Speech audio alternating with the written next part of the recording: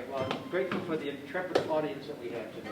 It's been a year and a half since we did this, so didn't know what to expect, and hopefully we can grow a bit now. We're really happy to have the Montreal Quartet here today. There's a bio in the program for you, tell you you're all experienced, wonderful musicians. So I'll turn it over to Monk. Thank you. I just have to say that none of you can leave because it's against musicians' union law to have a band that's bigger than the audience. I can show you. It's subparagraph A, section C. At any rate, give us a moment while we get in the mood.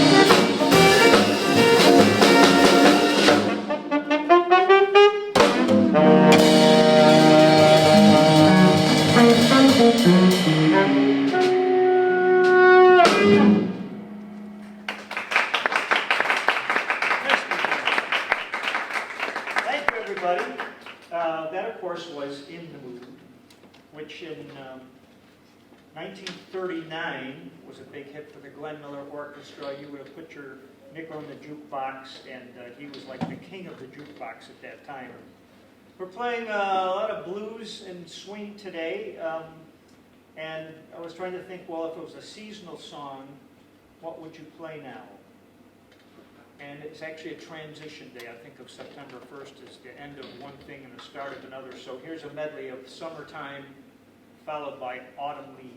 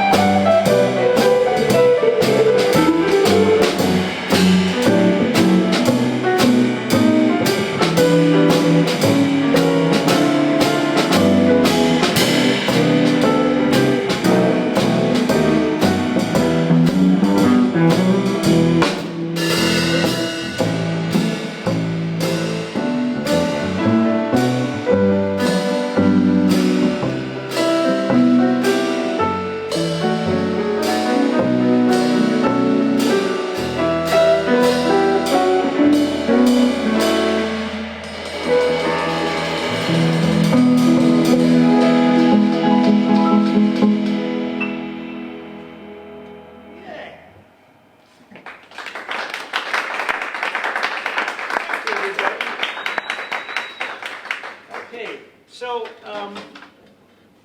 there was a tune that, let's see if anybody recognizes this tune. You have to be sort of a big band aficionado.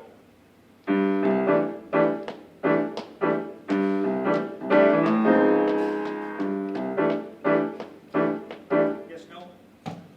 It's Happy Birthday. It is Happy Birthday.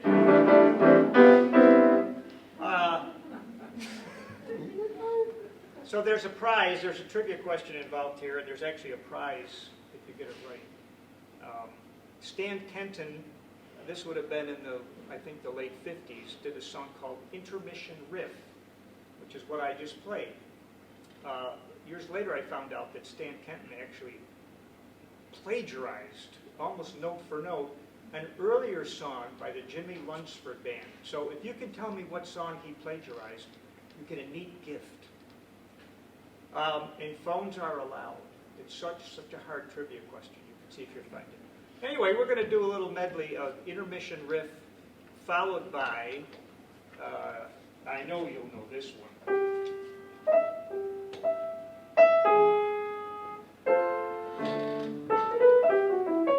Anybody get that? I mean, I played it badly. Maybe that's why. Take the A train. Yes. If you want to get to, you must take the A train if you want to get to Sugar Hill in Harlem. One of Duke Ellington. Actually, now wait a minute. This was written by Billy Strayhorn. And Billy Strayhorn was like Duke Ellington's writing partner. Usually it's attributed to Duke Ellington, but here we go.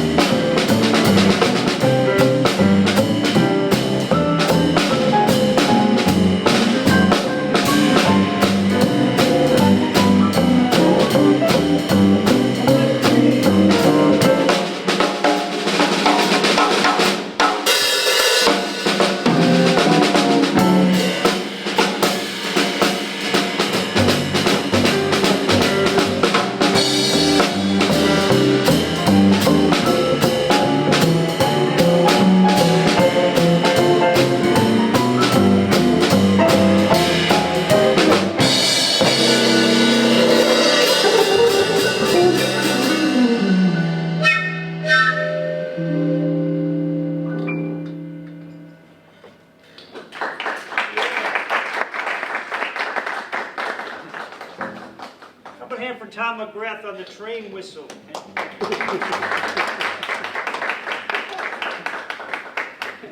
Tom was the one and only graduate of the music department at SUNY Oswego as a train whistle major.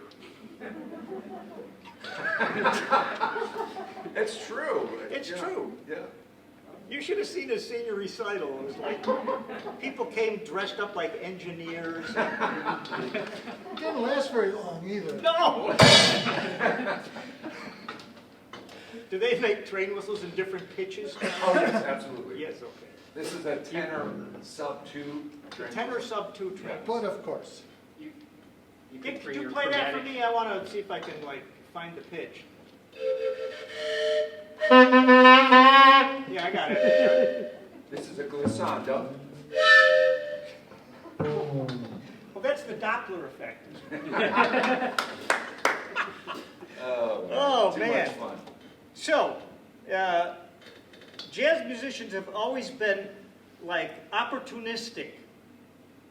Sometimes they play jazz songs written by jazz musicians. Other times they adopt songs from Broadway shows, Tin Pan Alley.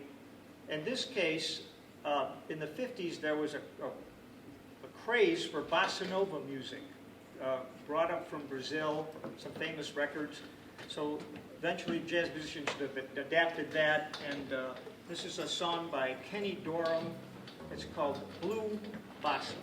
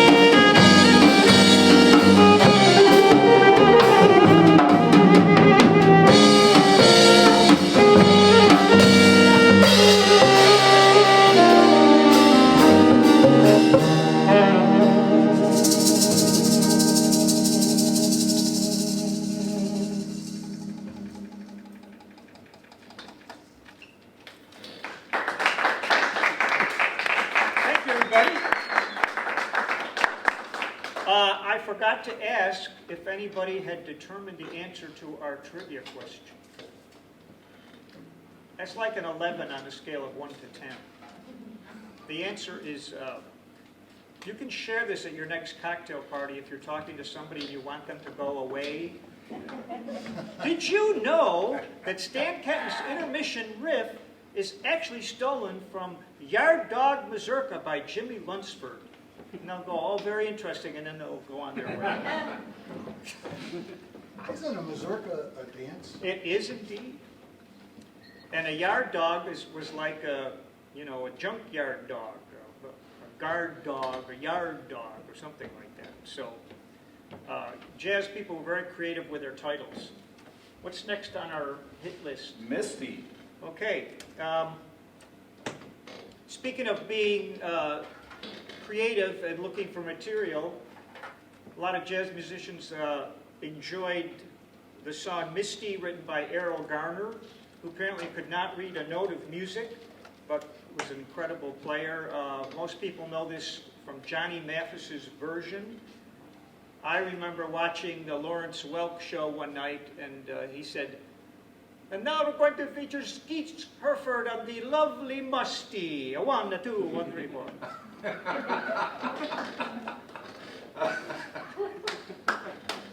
How am I doing so far, guys? Oh. We're behind you, Mom. Okay, good. Just don't go any farther back. They're laughing with me, not at me. Okay, so we'll like go around twice. I got the first A. Hey, Mom, Yeah. you're real close to the edge. Okay, close to the edge. That's the name of an album, isn't it?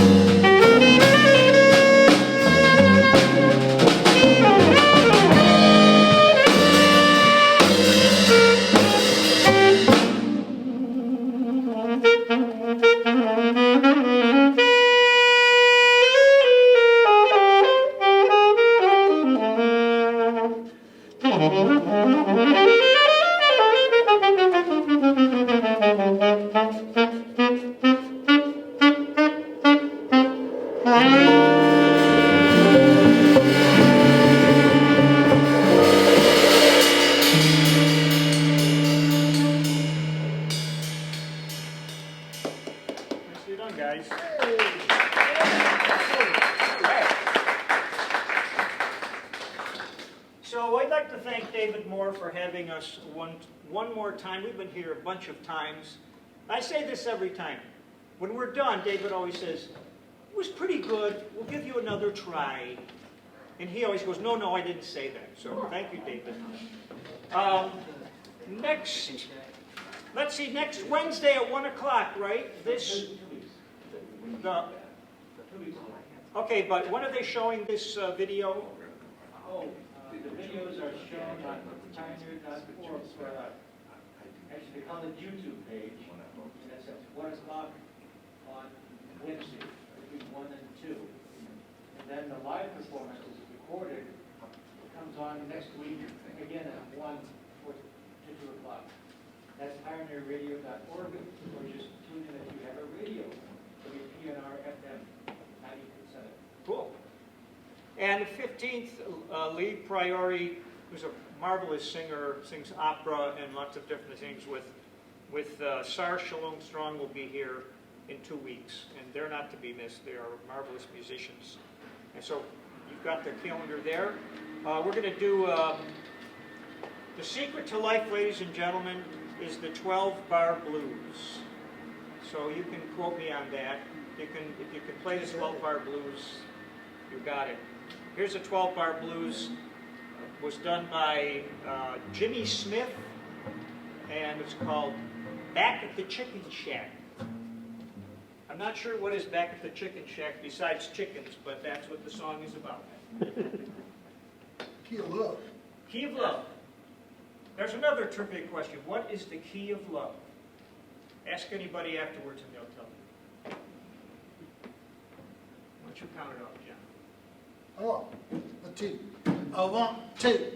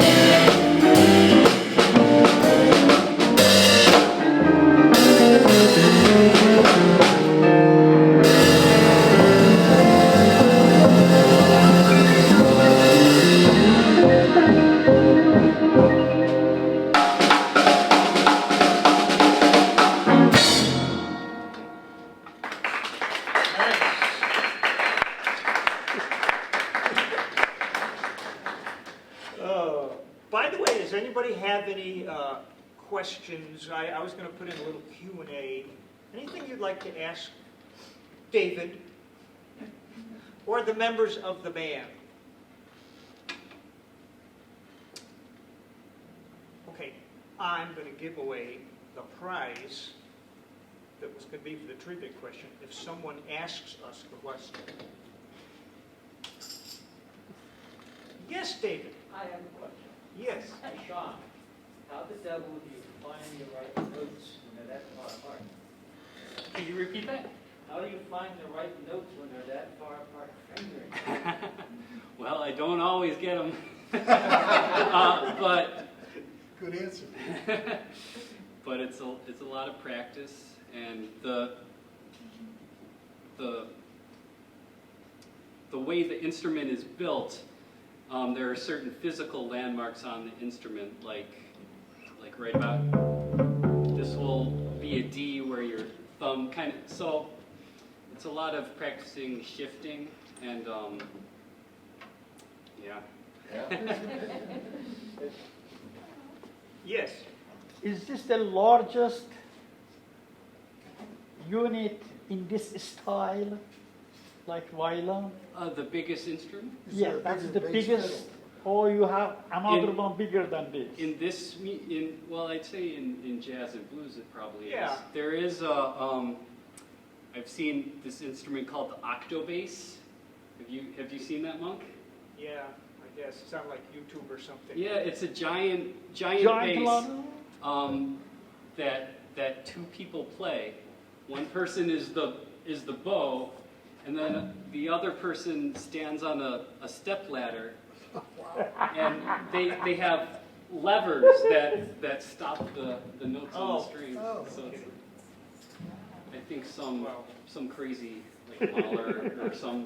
Bring one of those next Yeah, time. next time. Okay, thank you. Okay. Anything else? So here's a blues tune. We're gonna ask John to sing one, and it I forget who this is by. T-Bone Walker. T-Bone Walker. It's called the T-Bone Blues. T-Bone Shuffle, T-Bone Shuffle. to be precise, and I'll go with whatever you got there.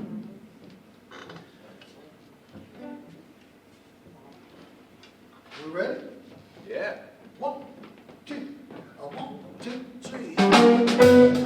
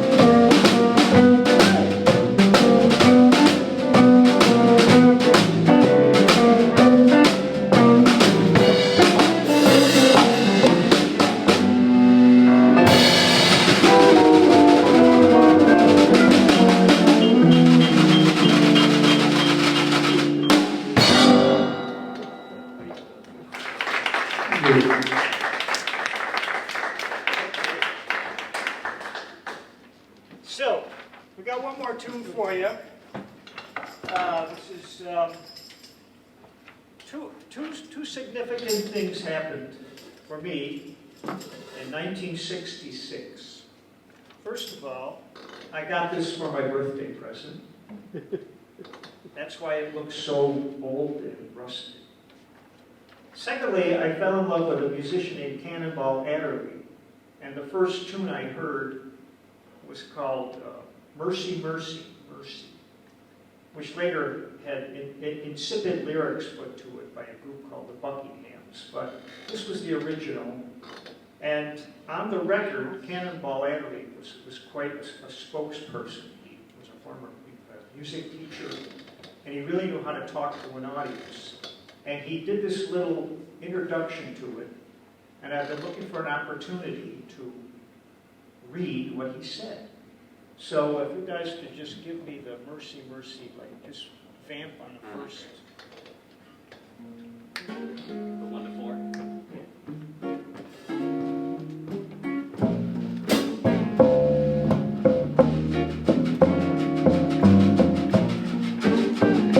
It seems appropriate when Cannonball said back in 1966. You know, sometimes we're not prepared for adversity. When it happens, sometimes we're caught short. We don't know exactly how to handle it when it comes up. Sometimes we don't just know what to do when adversity takes over. And I have advice for all of us. I got it from the pianist Joe Zawinul, who wrote this tune. And it sounds like what you're supposed to say when you have that kind of problem. It's called mercy, mercy, mercy.